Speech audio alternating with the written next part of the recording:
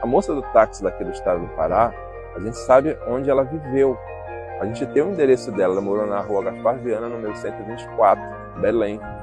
Tem fotos da casa dela, da fábrica do pai dela.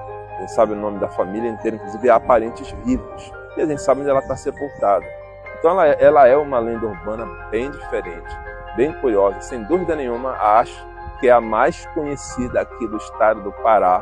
É a lenda da moça do táxi, uma das mais interessantes, uma das minhas preferidas.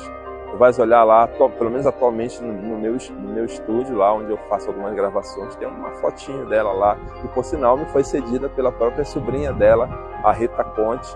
Ela está no meu primeiro livro, no Livro Assombroso, um capítulo especial é dedicado a ela. Tem uma outra imagem lá, que é uma imagem inédita dela, que também foi cedida pela família. Então realmente é uma história de espírito, né, de lenda urbana.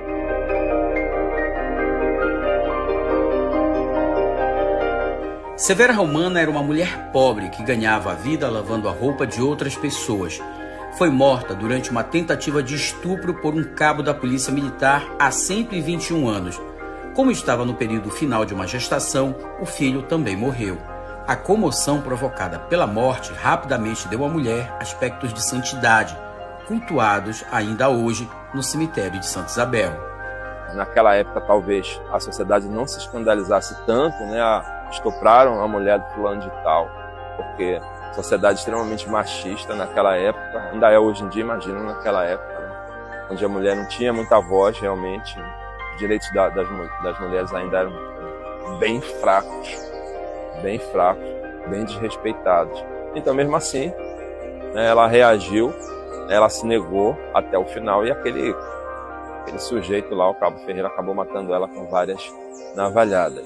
E aí, a partir do momento que a população soube dessa história, teve contato com os detalhes da história, com as minúcias de como aquela mulher foi assassinada, né, aquilo ali, além de ter revoltado, causou um certo orgulho. Né? Quantas mulheres naquela época defendiam a honra? Né? Quantas mulheres estavam dispostas a morrer em nome da honra?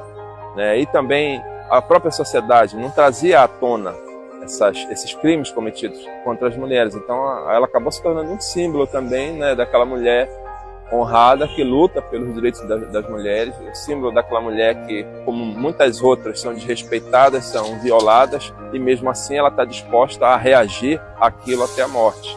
O Dr. Camilo Salgado, assim como outros santos populares aqui citados, não deixam de ser um desafio à Igreja Católica, religião que reconhece oficialmente, por meio de canonização ou beatificação, os santos que integram o rol de intercessores da religião. Ainda assim, eles seguem sendo procurados, cultuados e venerados por milhares de pessoas todos os anos.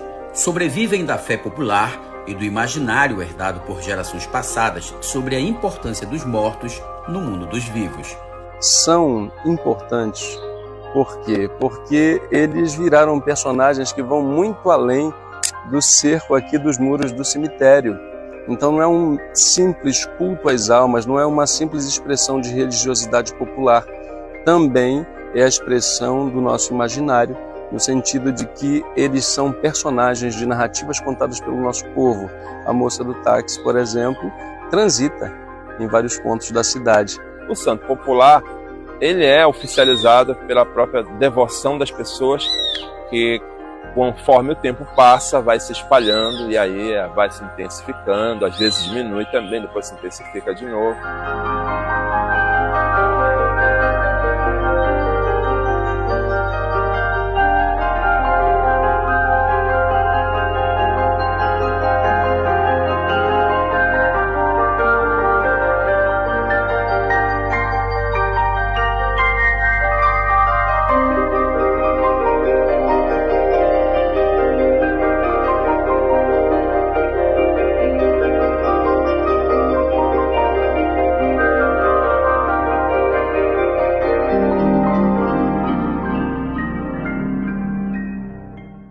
Dr. Camilo Salgado morreu ainda jovem e as ações realizadas em vida garantiram ao médico reconhecimento unânime quanto à santidade que permeou todos os atos humanitários em vida. Ele já era uma alma boa, vivo.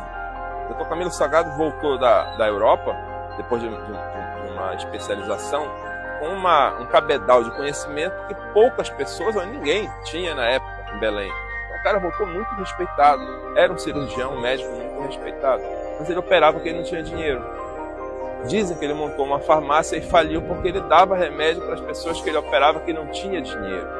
Os relatos sobre a aparição, mesmo depois de morto, são muitos, e a maioria é atribuída a curas realizadas pelo espírito do Dr. Camilo Salgado em hospitais e casas de Belém do início do século XX. Até hoje eu recebo nas minhas redes sociais relatos de pessoas que afirmam que veem ele, que curou parentes, curou a própria pessoa. É uma das, digamos assim, dos santos populares sobre o qual eu recebo muitas histórias até hoje, é o Dr. Camilo Salgado. O túmulo do cirurgião fica logo na entrada do cemitério Santa Isabel, em Belém, e anualmente é visitado por milhares de pessoas que buscam intercessão por curas e milagres.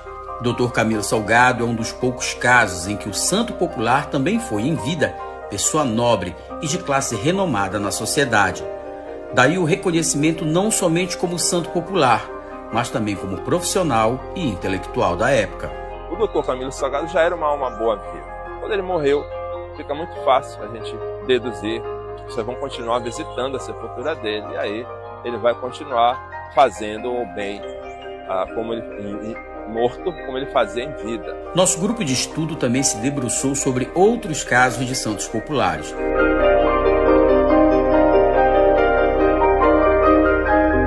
Um dos mais conhecidos é o do menino Zezinho, cujo túmulo fica no cemitério da Soledade, na área nobre da capital paraense, e possui uma estátua em estilo neoclássico em mármore de Ilhós. A criança faleceu aos 7 anos de idade em 1881 por maus tratos. Ficou para a memória da cidade como um menino nu, sentado, que se apresenta ao imaginário popular segurando um pergaminho com seu nome e a data de falecimento. Agora não, porque virou um cemitério parque, as pessoas iam lá, os devotos, e colocavam camisa, boné, objetos de vestimenta na estátua, né? Como se estivessem colocando no próprio menino Zezinho, como forma de agradecimento. Acredito eu que ele é, aqui no cemitério Soledade, o santo popular mais visitado e mais devocionado. Eu já conversei com pessoas que atribuem N milagres, assim, desde cura de filhos. Meu filho estava doente, aí eu pedi para o menino Zezinho, ele curou meu filho, aí desde então eu venho aqui agradecer. Já conversei com gente que vem do interior.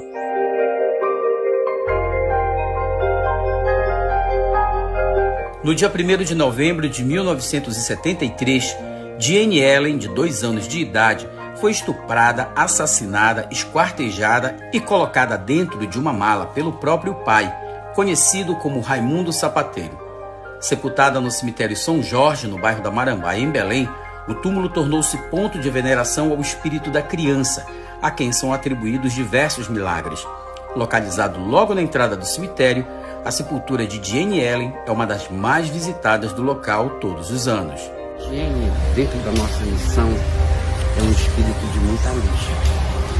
E na época eu morava na Marambaia, quando aconteceu esse caso da Jane, caso da mala, né? Toda vez que eu venho aqui, eu acendo a minha vela, faço meus pedidos, só em agradecimento por tudo que ela faz em nossas vidas, pela luz que ela é em nossos caminhos e nos abençoando cada vez mais.